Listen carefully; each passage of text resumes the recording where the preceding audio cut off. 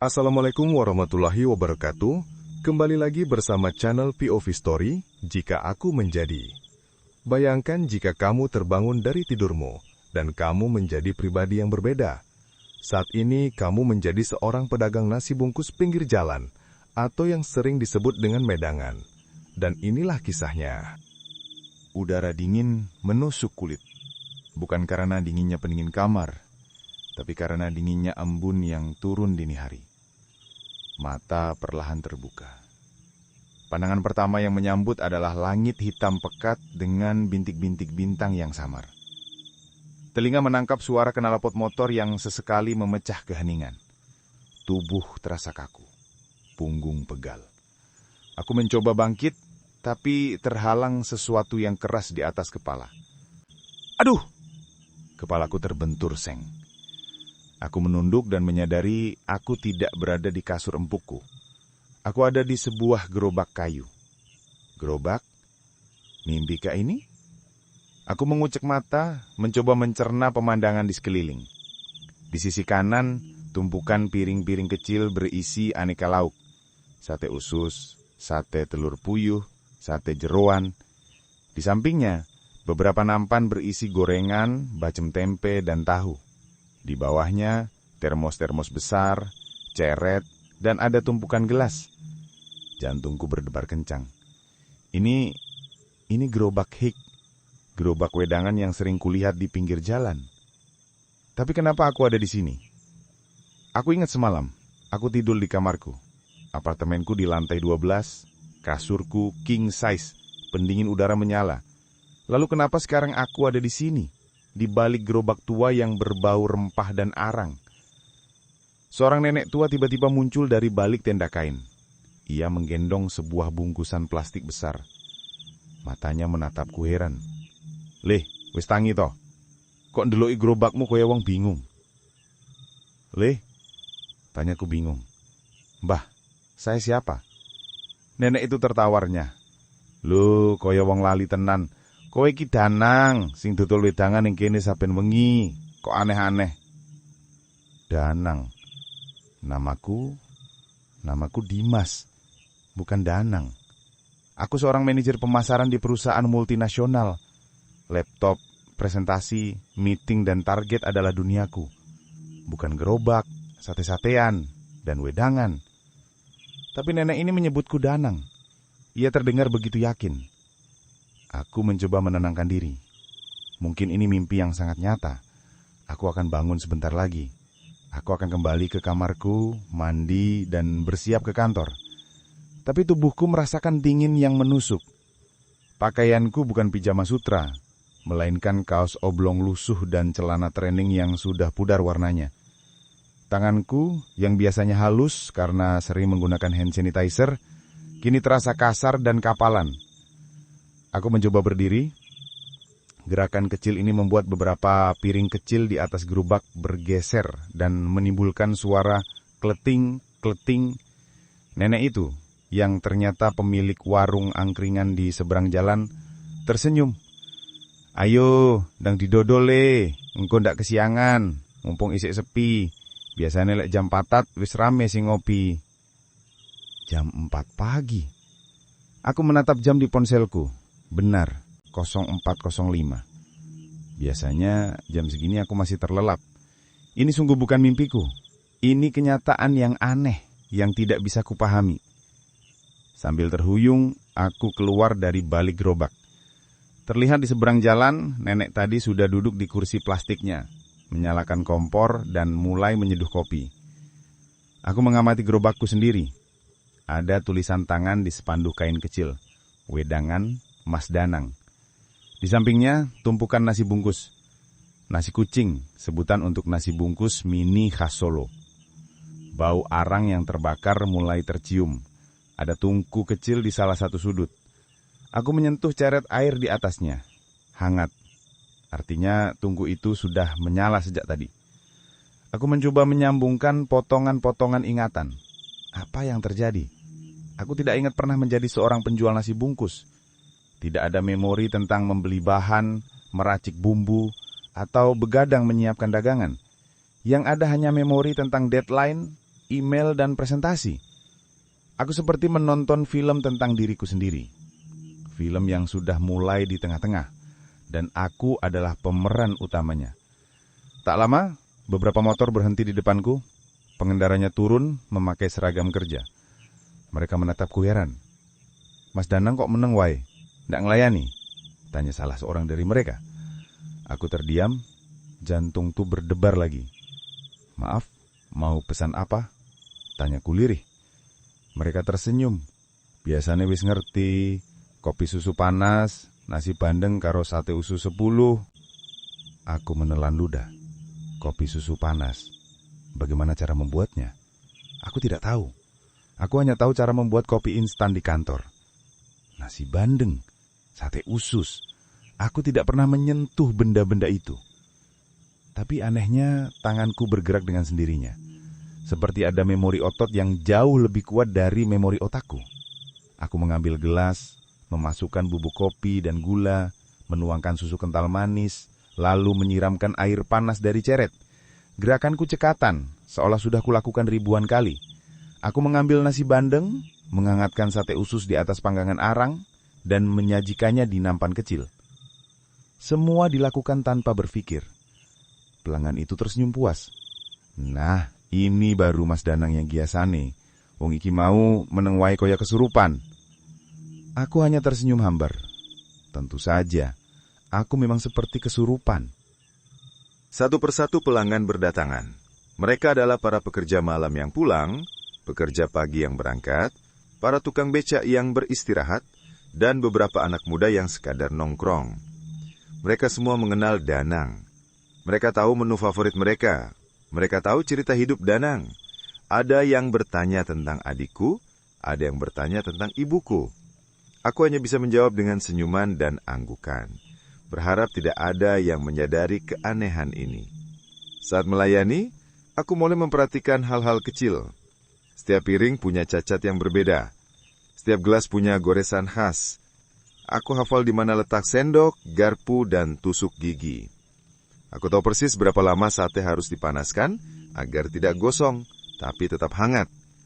Aku tahu takaran gula untuk setiap jenis minuman. Ini semua terasa asing, tapi juga begitu akrab. Seolah-olah ada dua orang yang tinggal di tubuhku. Dimas si manajer dan Danang si penjual wedangan. Dimas yang terbiasa dengan laptop dan data, Danang yang lihai dengan arang dan ceret. Matahari mulai naik, sinarnya yang hangat menyelimuti gerobak. Aku menatap bayanganku di genangan air. Rambutku yang dulu rapi kini agak gondrong. Ada lingkaran hitam di bawah mata, tanda kurang tidur. Wajahku terlihat lebih tua, lebih keras. Tapi di balik semua itu, ada sorot mata yang familiar. Mataku sendiri. Aku memejamkan mata. Mencoba membayangkan apartemenku, kasurku, dan laptopku. Tidak ada. Yang ada hanya bau kopi dan asap arang. Aku menghela nafas panjang. Aku tidak tahu bagaimana aku sampai di sini. Aku tidak tahu apakah aku bisa kembali. Namun di tengah kebingungan itu, ada sesuatu yang aneh. Sebuah ketenangan. Aku tidak dikejar deadline. Tidak ada email yang harus dibalas. Tidak ada target yang harus dicapai. Hanya ada aku, gerobak ini, dan pagi yang hangat. Aku mengambil lap, mulai membersihkan tumpahan air di gerobak. Gerakan tanganku luas. Aku tersenyum. Senyum tulus. Mungkin untuk hari ini, aku akan menjadi Danang. Hanya untuk hari ini, dan melihat kemana perjalanan aneh ini akan membawaku. Di pagi hari, setelah pelanggan terakhir pergi, aku membereskan piring dan gelas yang berserakan. Tanganku cekatan, bergerak tanpa perintah dari otakku. Aku menyapu lantai di sekitar gerobak, memunguti puntung rokok dan sampah kecil. Semuanya terasa alami, seperti ritus pagi yang sudah kulakukan bertahun-tahun. Matahari sudah tinggi, sinarnya yang hangat menyelimuti punggungku. Aku duduk di kursi plastik kecil, menikmati secangkir kopi hitam yang kubuat sendiri. Rasanya pahit, tapi aroma gosong dan hangatnya terasa menenangkan. Aku memandangi jalanan yang mulai ramai. Anak-anak berangkat sekolah dengan seragam putih merah. Para pegawai kantoran bergegas di atas motor mereka. Dunia bergerak seperti biasa. Tapi aku kini berada di sisi yang berbeda. Bukan lagi bagian dari keramaian itu, melainkan pengamatnya. Seorang bapak tua dengan sepeda ontel berhenti di depanku. Ia memakai topi caping. Danang kok wis radodol. Biasanya isi tekan jam 09.00. Ini sudah bersih, Pak. Saya mau istirahat. Jawabku mencoba menirukan logatnya. Bapak itu mengangguk lalu menunjuk termos kopi. Minta tolong diisi leh, buat di sawah. Aku mengambil termosnya, menuangkan kopi dan memberikannya kembali. Bapak itu tersenyum, meletakkan beberapa lembar uang di atas gerobak. Matur nuwun Danang, hati-hati di jalan. Aku merasa hangat di dadaku. Ini bukan hanya tentang uang, tapi tentang interaksi. Ada rasa persaudaraan yang tulus yang jarang kurasakan di dunia korporat yang penuh persaingan. Di sana, percakapan selalu tentang angka, target, dan profit. Di sini, percakapan tentang kabar, keluarga, dan sawah. Setelah semua bersih, aku merasa lelah. Rasa kantuk yang tadi sempat hilang, kini datang lagi. Aku mencari tempat untuk beristirahat. Tiba-tiba, tanganku menyentuh sesuatu di saku celanaku. Sebuah dompet kurit yang sudah usang. Aku buka. Isinya hanya beberapa lembar uang kertas lusuh, beberapa koin, dan satu lembar kertas kecil yang terlipat rapi. Aku membuka lipatannya. Tulisan tangan yang rapi, tapi terlihat buru-buru tertulis di sana. Danang, kamu tahu kamu bukan dirimu. Kamu akan terbangun dengan identitas yang berbeda. Jangan takut, lanjutkan hidupmu. Aku butuh waktu untuk memperbaikinya. Ini adalah satu-satunya cara. Kamu akan kembali. Jantungku berdegup kencang. Catatan ini seperti menembus kabut tebal di pikiranku. Seseorang tahu tentang kondisiku. Seseorang yang mengenalku. Tapi siapa? Dan apa maksudnya ini adalah satu-satunya cara?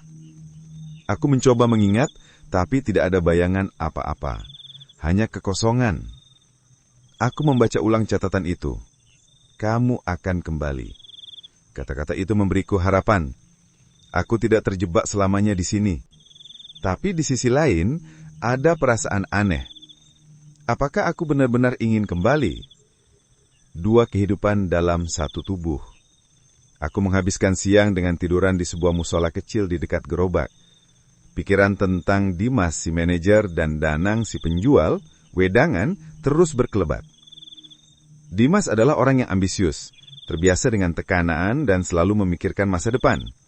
Ia punya apartemen, mobil, dan rencana liburan ke luar negeri. Tapi di balik semua itu ia merasa kosong. Hubungannya dengan keluarga renggang. Teman-temannya adalah rekan kerja yang penuh basa-basi. Hidupnya penuh dengan harus dan target. Danang yang di sana tidak punya apa-apa, hanya gerobak dan pelanggan setia. Ia hidup dari hari ke hari, tidak memikirkan masa depan yang jauh. Tapi, ia punya koneksi. Ia mengenal orang-orang, mendengar cerita mereka, dan menjadi bagian dari komunitas kecil di pinggir jalan ini. Ada senyum tulus yang kulihat di wajahnya, yang adalah wajahku. Ada kehangatan yang kurasakan saat melayani orang. Aku memejamkan mata. Mana yang lebih baik? Hidup yang penuh dengan materi tapi hampa, atau hidup yang sederhana tapi penuh makna?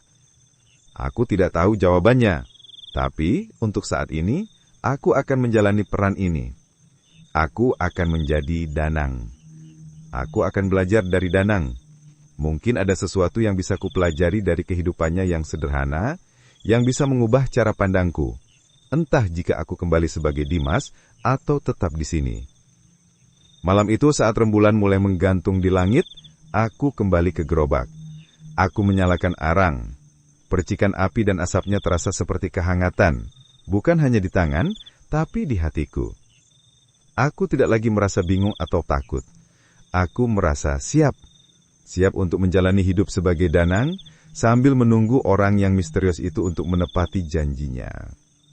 Hari-hari berikutnya berjalan dengan rutinitas yang aneh, tapi menenangkan.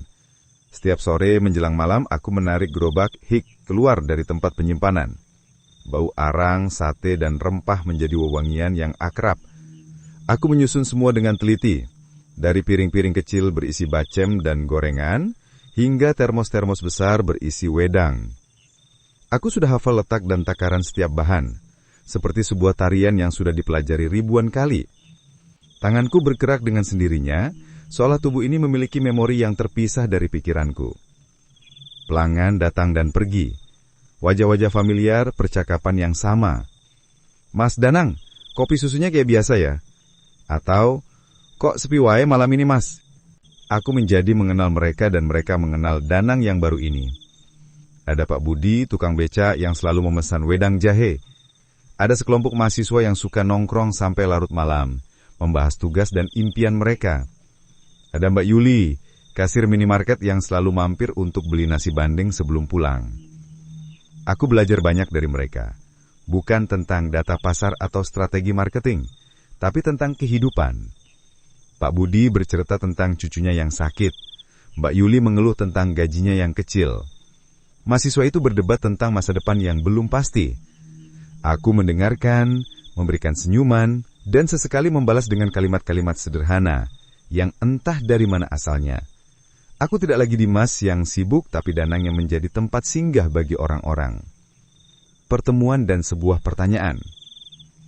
Suatu malam, ketika gerobak sudah sepi, seorang pria parubaya datang. Ia memakai jaket kulit hitam, wajahnya terlihat lelah. Ia memesan wedang ronde dan duduk di kursi terdekat. "Sudah lama gak mampir ke sini, Danang," katanya dengan suara serak. Aku menatapnya. Wajahnya tak asing, tapi aku tidak bisa mengingatnya. "Iya, Pak. Kemana saja?" tanyaku. Pria itu tersenyum tipis. Bukan senyum ramah, tapi senyum yang penuh pengertian. "Sibuk, Le. Cari jalan keluar. Tapi ternyata di sini yang paling damai." Ia menyeruput wedang rondenya perlahan. Matanya menatapku lekat-lekat. "Gimana rasanya jadi orang lain?" tanyanya tiba-tiba. Jantungku berdebar. Pertanyaan itu terasa menohok. Aku terdiam, mencoba mencari jawaban yang tepat. Saya tidak mengerti, Pak." Pria itu tersenyum lagi. Bukan senyum ramah, tapi senyum yang penuh pengertian. "Sudah baca suratnya?" Aku mematung. Pria ini tahu tentang surat itu. "Bapak yang..." Ia mengangguk. "Aku yang menempatkanmu di sini, Dimas. Dunia seolah berhenti berputar. Nama yang sudah lama tidak kudengar. Kenapa? Kenapa Bapak melakukan ini?" tanyaku, suaraku bergetar. "Karena kau sakit, Dimas. Stres, kelelahan, dan semua hal yang kau simpan sendiri. Kau butuh istirahat, tapi kau terlalu ambisius untuk berhenti. Kau butuh hidup yang berbeda, walau hanya untuk sementara." Ia mengambil napas panjang. "Ini adalah terapi untuk jiwamu.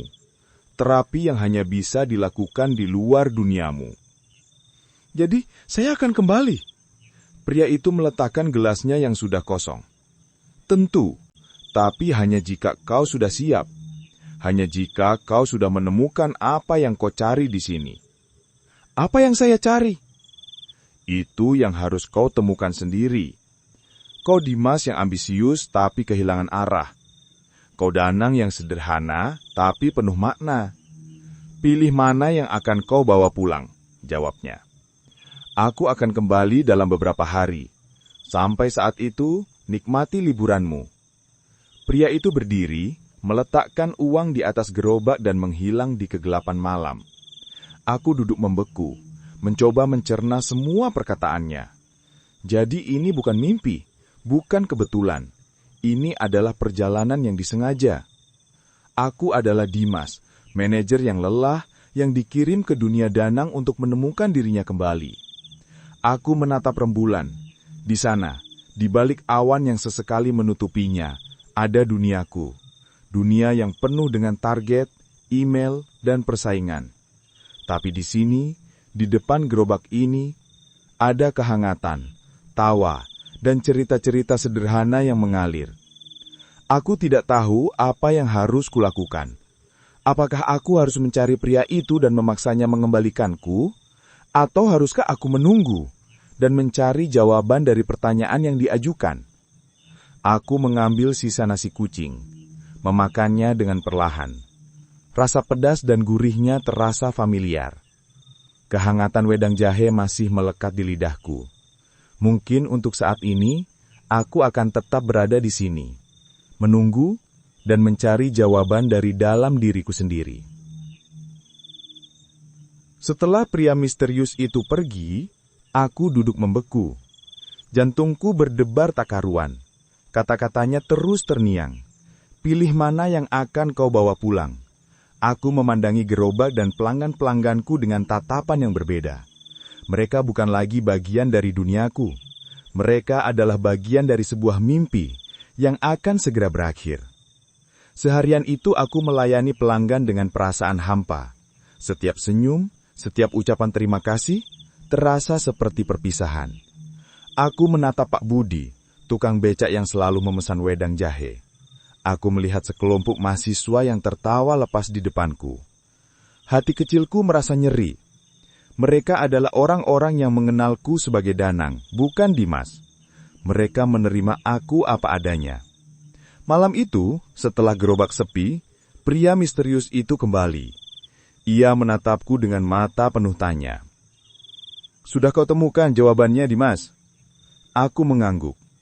"Ya, saya sudah siap." "Kembali kemana?" "Kembali ke diri saya, ke dunia saya." Pria itu tersenyum. "Kau tidak akan pernah kembali ke diri yang sama, Dimas. Kau sudah berubah." Aku menatapnya, tidak mengerti. "Kau akan kembali ke duniamu, tapi dengan pelajaran yang kau dapat di sini. Ambisi tanpa empati adalah kesepian. Kesederhanaan tanpa tujuan adalah stagnasi. Kau harus bisa menyatukan keduanya." Pria itu mengulurkan tangannya. "Saatnya kembali, Dimas." Aku memejamkan mata. Tiba-tiba, rasa kantuk yang teramat sangat menyergap. Kepalaku terasa berat dan tubuhku terasa ringan. Aku mendengar suara desiran angin, suara gemericik air, dan suara-suara yang tidak familiar. Terbangun di dunia yang lain. Mata perlahan terbuka. Aku tidak mencium bau arang atau kopi. Yang tercium adalah aroma pendingin udara dan pembersih lantai. Kepalaku terasa pusing, tubuhku terasa kaku. Aku terbaring di atas kasur empuk. Tirai jendela berwarna krem, di sudut ruangan ada meja kerja dengan laptop yang menyala. Lampu tidur di samping tempat tidur memancarkan cahaya temaram. Ini kamarku, apartemenku di lantai 12. Aku terkejut. Tangan yang tadi kasar dan kapalan, kini kembali halus. Pakaian yang kupakai bukan lagi kaos lusuh, melainkan pijama sutra. Napas yang tadi beraroma rempah, kini beraroma pasta gigi. Aku melompat dari tempat tidur. Aku berlari ke jendela. Di bawah sana, terlihat jalanan kota yang ramai dengan lampu-lampu kendaraan. Bukan pinggir jalan yang sepi dengan gerobak-gerobak. Ini adalah duniaku, dunia Dimas. Aku melihat kalender di ponselku. September 2025. Aku tertidur selama 2 bulan. Yang paling membuatku terkejut adalah, di layar laptopku ada notifikasi email. Puluhan email masuk, semuanya dari kantor. "Dimas, kenapa kamu tidak masuk kantor? Dimas, presentasi besok. Dimas, proyek kita gagal." Jantungku berdebar. Proyek gagal, presentasi besok. Selama 2 bulan, duniaku telah berantakan. Aku menyentuh wajahku sendiri. Aku adalah Dimas, manajer pemasaran yang ambisius, tapi juga tegang dan tertekan. Menjadi Dimas yang baru. Beberapa hari pertama sangat sulit. Aku kembali ke kantor, menghadapi rekan kerja yang bingung dan atasan yang marah. Aku berusaha mengejar ketertinggalan, menyelesaikan semua pekerjaan yang menumpuk. Tapi ada yang berbeda. Di tengah-tengah rapat, saat semua orang berdebat sengit tentang angka dan target, aku melihat mereka. Mereka adalah Pak Budi, Mbak Yuli, dan para mahasiswa itu. Aku melihat mereka di wajah rekan-rekanku. Aku sadar, di balik tapeng profesional, mereka adalah manusia biasa yang memiliki masalah, impian, dan ketakutan. Aku mulai berbicara dengan mereka, bukan tentang pekerjaan, tapi tentang kehidupan. Aku menanyakan kabar keluarga mereka, hobi mereka. Awalnya mereka terkejut, tapi kemudian mereka mulai terbuka. Kami tertawa, bercanda, dan membangun koneksi yang jauh lebih dalam daripada sekedar rekan kerja. Aku tetap menjadi manajer yang ambisius. Proyek yang gagal aku ambil alih dan aku berhasil menyelesaikannya. Tapi kali ini, aku tidak lagi melakukannya sendiri. Aku melibatkan timku, mendengarkan ide-ide mereka dan memberi mereka ruang untuk berkembang. Aku menerapkan pelajaran yang kudapat di dunia Danang, bahwa keberhasilan tidak hanya diukur dari angka, tapi dari hubungan yang tulus. Aku tidak merasa kosong lagi. Aku tidak merasa kesepian lagi. Aku tetap Dimas si manajer pemasaran, tapi dengan hati Danang si penjual wedangan. Aku masih mengejar ambisi, tapi aku melakukannya dengan empati dan rasa syukur. Suatu malam, aku duduk di apartemenku sendirian. Di meja, ada secangkir kopi hitam. Rasanya pahit, tapi aromanya membuatku teringat pada gerobak hik. Aku tersenyum. Aku tidak lagi merasa seperti menonton film tentang diriku sendiri. Aku adalah pemeran utama dari ceritaku, yang kini memiliki dua babak, babak ambisi dan babak hati. Aku sudah siap. Oke teman-teman, sekian untuk kisah kali ini. Bagaimana pendapat kalian tentang kisah ini? Tulis pendapat kalian di kolom komentar. Dan bagi kalian yang ingin dibuatkan cerita tentang profesi lain atau tentang kehidupan lain seperti berada di suasana masa lalu atau ketika berada di negara lain, bisa tuliskan juga ide kalian di kolom komentar. Baik, sekian perjumpaan kita kali ini. Sampai ketemu di cerita POV berikutnya.